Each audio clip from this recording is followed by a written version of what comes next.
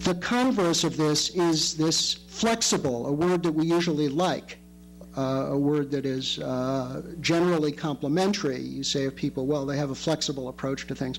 Here is cast into a slightly darker corner. There are limits to textual flexibility.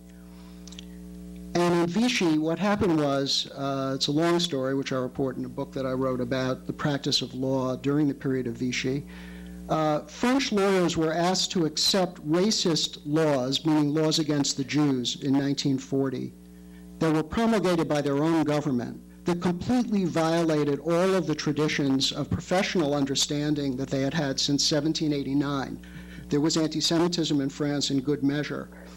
There was the Dreyfus case, but there had not been, since 1789, any laws directed explicitly against a group just because of that group's belief system or because of that group's ethnic background. The French innovated this notion of equality in the late 18th century. It took our country a civil war to even get the word equal into our Constitution. And most of the lawyers, and I was in the archives and I interviewed many of them, were really disturbed by the fact that they were being asked to overturn their tradition this way.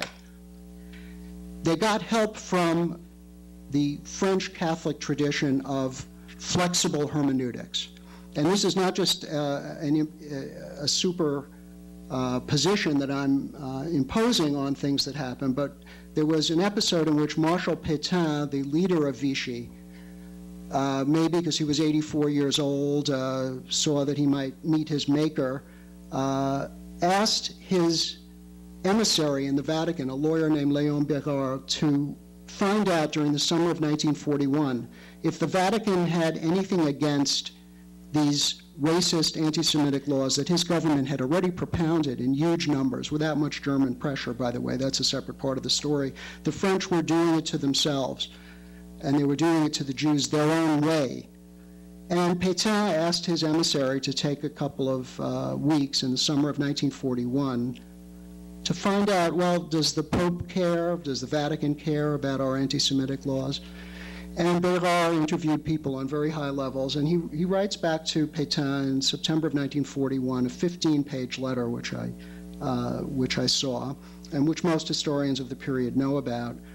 But they don't quote the section of it that I'm most interested in. Basically, Bérard says the following: you know, the church is opposed to racism, and he particularly don't like the laws that Vichy has cooked up, not alone among the nations of Hitler's Europe, where many people who are baptized are at risk of being considered Jewish because anyone who comes to Christ is a child of the church. So they don't like it. They don't like racism. And he goes on a bit about that. And then there's the but, ...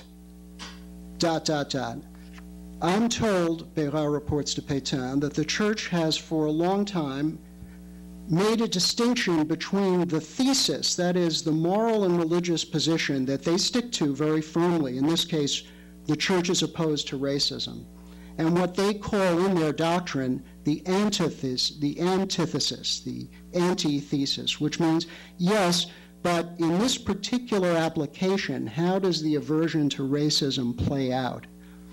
And under the circumstances of Europe these days and the exigencies and the pressures on governments, the church by and large says, you go ahead and do what you have to do. They don't want you to touch the laws of divorce, but they don't really have anything. Bérard's very explicit. You have no reason to fear, Monsieur le Maréchal, any response by the church that opposes in any way, publicly or privately, these anti-Semitic laws.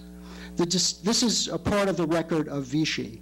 I go on in my book to suggest, because I have evidence too, that this flexible hermeneutic, this ability to do the opposite of what I'm claiming normatively, you might find more Jews than others doing, which is sticking to a good text.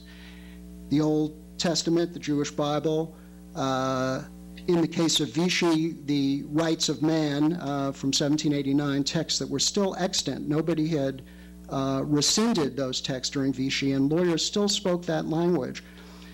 The overly flexible hermeneutic that we see originating in the New Testament, where traditional understandings can be because of typically emergencies and crises. Traditional understandings can be overturned in the blink of an eye, and only a couple of lawyers will stand up and say, well, gee, I don't know, that doesn't seem right to me, and they'll be perceived as dark and cynical and closed hearts and blind and all the metaphors that come from this, which we can now joke about, which is great. I have a great joke, but I don't have time to tell it right now, which, Mark, I think we'll have to add to your next edition of your book. But you all know by now the tropes associated with lawyers, with Pharisees, well, frankly, with Jews, with legalists, with people whose hermeneutic traditions, whose sense of how a text should be maintained. Brooks, at the last moment, opposition, finally says, you can go so far with our text, but you can't go any further. That was what the church failed to do in Vichy, and I think it affected the way lawyers actually behaved as they came to grips with these very bizarre anti-Semitic, anti-egalitarian texts, and they had to work with them or reject them.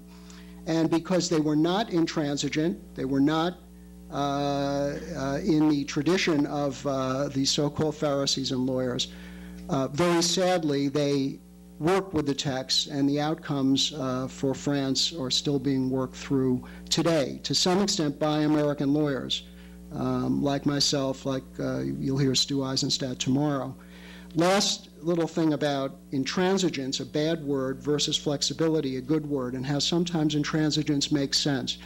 We'll also be hearing, I think either tomorrow or Tuesday, from Alan Dershowitz. He and I are in the same book, edited by Sandy Levinson, who's in our midst today, on the issue of torture. Question, how does an American lawyer, or for that matter an American citizen, respond to what's in the air today, and you all know about it. It's not only in the air, it's in new laws.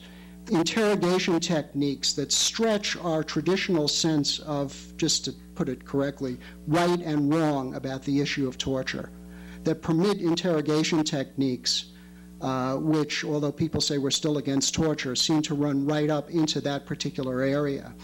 This is what I mean when I suggest, although I don't think Alan Dershowitz or Richard Posner are examples of this, that a norm on this particular issue, that a norm of a greater interpretive allegiance to the good code would be a good idea. Thank you very much.